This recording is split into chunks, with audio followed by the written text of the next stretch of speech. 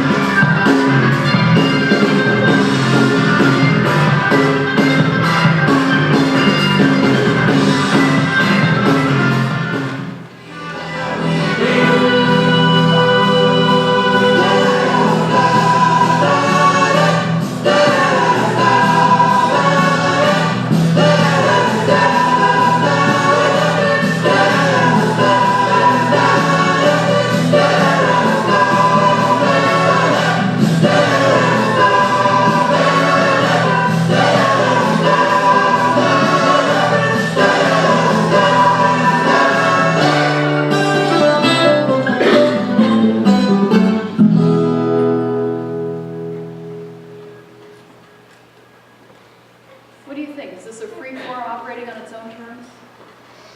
Did you ever catch it?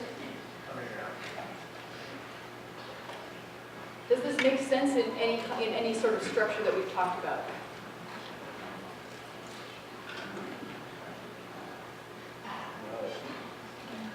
Somebody says no. How many of you would say no? This really is operating on its own terms. It doesn't look like anything you've seen previously. Most of you.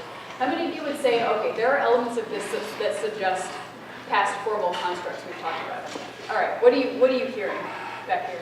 It looks like it's AABA. There's something that suggests AABA about it, right? Especially with the first 4 sections, the first texted sections. We run into a problem with this middle section, followed by a reprise, material from the introduction of the bridge coming back, and then these instrumental solos. We begin with something that suggests AABA, right? What if we think about this on a broader scale? What if we were to say, we do have patterns of verses leading to a bridge, a verse leading to a bridge, and again, a verse leading to a bridge. Now there's no chorus here. But if we were to treat all of those sections as A-type sections with a verse followed by a bridge, and this thing in the middle, this middle section, the introductory material, revisions, and then the instrumental solos as a point of contrast, can you sort of imagine that this is at least constructed with a concept of compound AABA? Again, it doesn't have a chorus, but can you imagine that being a background formula that makes sense here? Yeah. Okay, so it's an extended form. This is an example of one of these progressive rock extended forms. But it does have elements that are drawing on a past practice, all right? Now we feel better about it because I put the letters up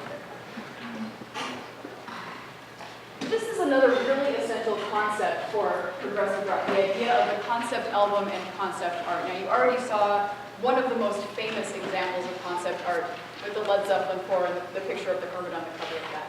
Many, many bands that were operating, producing progressive rock at the time and also rock opera used this idea of concept art to help direct the listener as to certain ideas and concepts that they wanted you to be thinking about or that they wanted you to have present in your mind while listening to the music.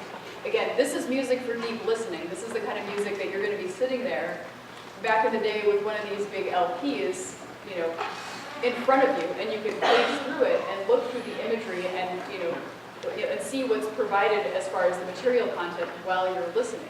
And so these are just some among many examples.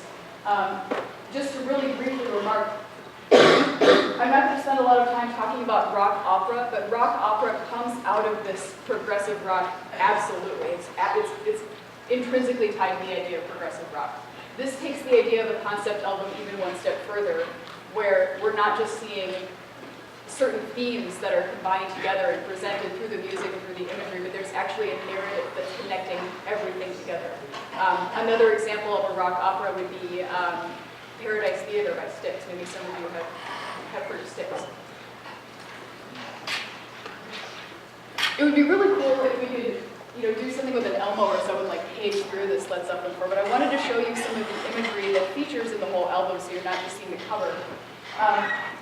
So you can get a sense of how connected, how connected these images are and what sort of concepts they provide or how these images sort of direct the listener while you're receiving this music. So we have the image of the hermit on the front that's giving us sort of a pastoral setting, contrasted with the peeling away of an urban or city landscape here. On the interior, you get this sort of wizard figure, or the hermit-type figure again, and these mystical symbols that Dr. Brackett spoke of before. How many of you, out of curiosity, if you didn't have Led Zeppelin 4 written up there, would have known that that was this album just from the imagery? A lot of you. How about this one? Don't tell me. Okay.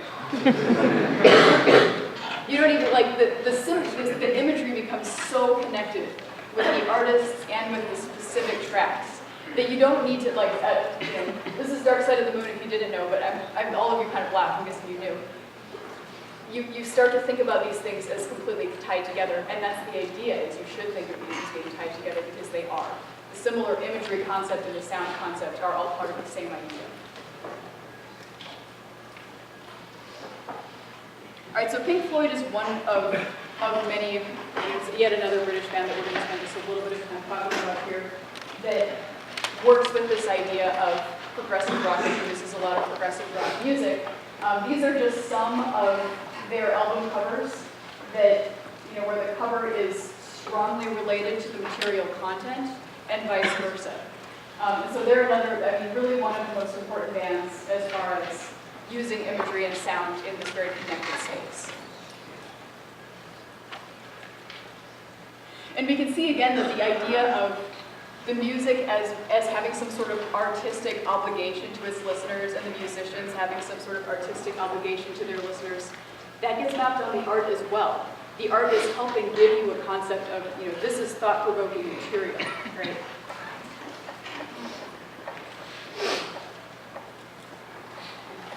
All right, so we're just going to spend a